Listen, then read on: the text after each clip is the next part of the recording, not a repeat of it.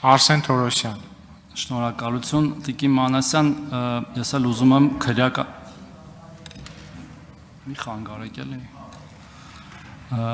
եմ քրեակատարողական ծառայությունում բժշկական օգնության մասին խոսել, նախորդ հարցին ի շարունակություն։ Մենք իհարկե այլ ձևաչափում իրար հետ քննարկել ենք, բայց առիթը ուզում եմ օգտագործել, որ ավելի հանրային քննարկում ունենանք։ Տեսեք, մենք 2019 թվականից քրեակատարողական ծառայություններում գտնվող թե կալանավորված, թե դատապարտված անձանց համար պետական պատվերի փաթեթը ըստ էության մեծացրեցինք եւ դարձրեցինք հնարավոր ամենամեծը։ Նույնիսկ մեղադրանքներ էինք ստանում, թե ինչպես կարելի է, բայց պարզ է, որ այդ քաղաքացիները զրկված են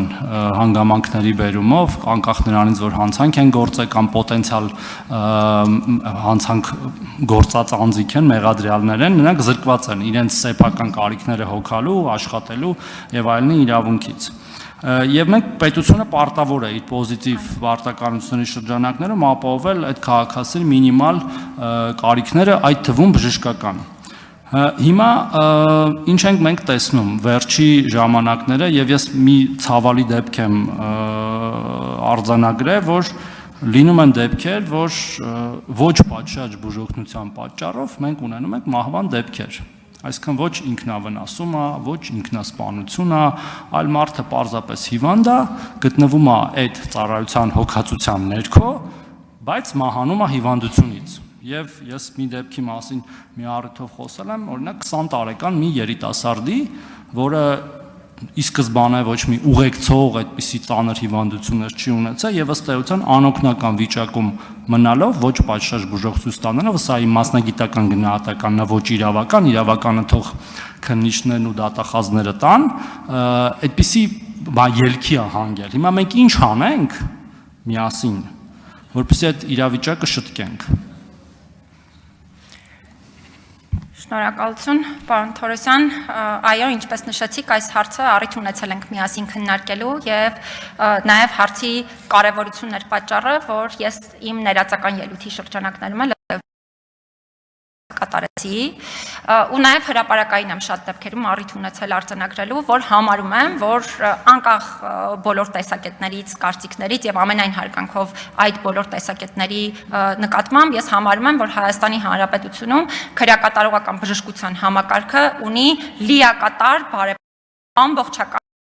կարիք եւ այս տեսանկյունից շատ կարեւոր եմ համարում նախ որպեսզի այս գիտակցումը ձևավորվի առաջին հերթին, երկրորդը շատ կարեւոր եմ համարում որպեսզի յուրաքանչյուրի մոտ ձևավորվի գիտակցում, որ սա այնպիսի խումբ չէ, որին ուղղակի կարելի է տանել ազատությունից զրկել, փակել ինչ-որ միտեղ եւ համարել, որ օրինակ հա կամ որևէ հանցանք են կատարել կամ կասկածվում են որևէ հանցանքի կատարման մեջ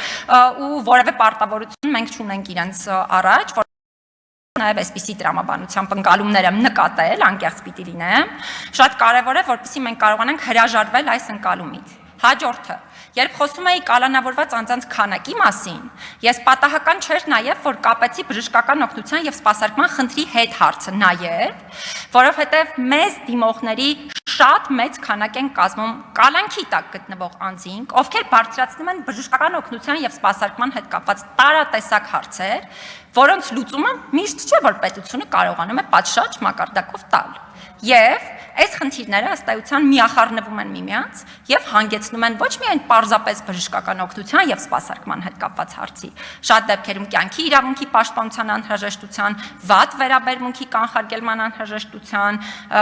եւ մի շարք այլ իրավունքների խախտման։ Հետեւաբար, եթե պետությունը չունի այդքան ռեսուրս այդ քանակությամբ ազատությունից զրկված անձանց տրամադրելու պատշաճ բժշկական օգնություն եւ սպասարկում, ապա մենք պետք է մտածենք նաեւ այն հարցի ուղղությամբ, թե ինչու է ազատությունից զրկում ոչ դատապարտյալի կարգավիճակով, այլ որպես խափանման միջոց այդքան թիվ անձանց։ Հաջորդ խնդիրը, որ այս ոլորտում առկա է, կարծում եմ այն է, որ մենք շատ մեծ խնդիր ունենք, հատկապես քաղաքացիական հիվանդանոցներում ազատությունից զրկված անձանց տեղաբաշխելու հետ կապված, որովհետև ես անձնապես բազմաթիվ իրավիճակների հետ եմ բախվել, երբ մենք ենք ստիպված եղել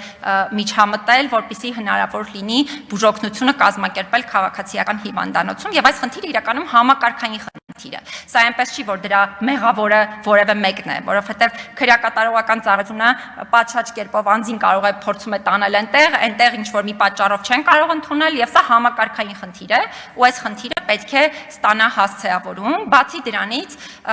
շատ մեծ կարիք կա բարելավելու, կարծում եմ, նաեւ հմտությունները, ազատությունից զրկված անձանց բժշկական օգնություն եւ սպասարկում տրամադրող անձանց գրավչությունը բարձրացնել այս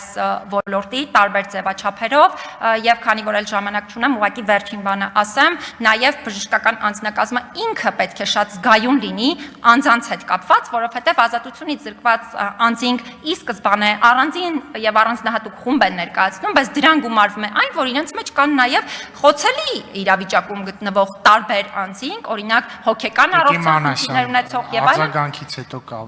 Շնորհակալություն Տիկին Մանեսյան, փաստորեն համարյա արձանագրեցինք, որ կալանավորված անձանց մեծ թիվը նաև ուղիղ վտանգ է նրանց առողջությանը, որտեղ չեն հասցնում ըստ էության նրանց առողջությունով զբաղվել, ոչ միայն վտանգ է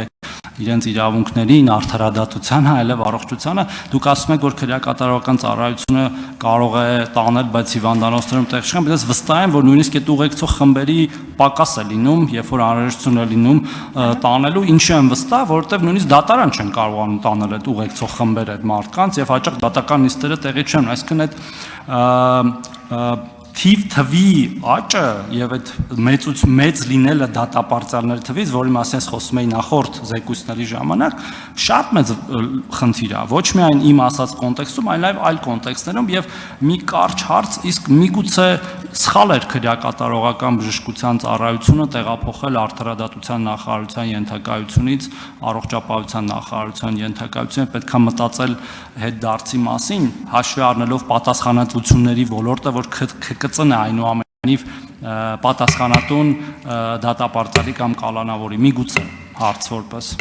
Շնորհակալ եմ, ես այս հարցին արձագանքեմ, պարոն Թորոսյան, ես նույն տեսակետը չունեմ, որովհետև այսօրվա միջազգային չափանիշը հակառակի մասին է խոսում եւ դա պատճառ ունի, որովհետև քրեակատարողական ծառայությունը եւ քրեակատարողական բժշկությունը պիտի անկախ լինեն, հատկապես բժշկության համակարգը քրեակատարողական պիտի լիովին անկախ լինի քրեակատարողական ծառայության համակարգից, քանի որ դա առաջին հերթին շատ կարեւոր է խոշտանգումների ու վատ վերաբերմունքի կանխարգելման տեսանկյունից, որովհետև օրինակ պատկերացրեք,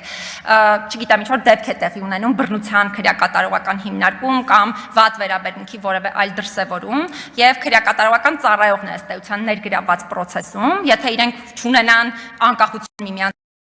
կախվածություն լինի, բնականաբար բժշկական անձնակազմը առաջինն է, որը պետք է արձանագրի այդ խնդիրները եւ շատ դեպքերում իրենք կարող են դա չարձանագրել եւ մենք ունեցել ենք նախկինում այդպիսի իրավիճակներ, իհարկե առերևույթ մեր տեսանկյունից, որովհետեւ դեպքեր են եղել, որ որևէ բան օրինակ մենք ենք արձանագրել, հետո չենք տեսել, հիմա իհարկե շատ է փոխվել այս համակարգը եւ շատ ավելի հաճախ հանդիպում ենք իրավիճակների, երբ օրինակ հավասարապես արձանագրվում են նաեւ այս խնդիրները։ Շնորհակալ եմ։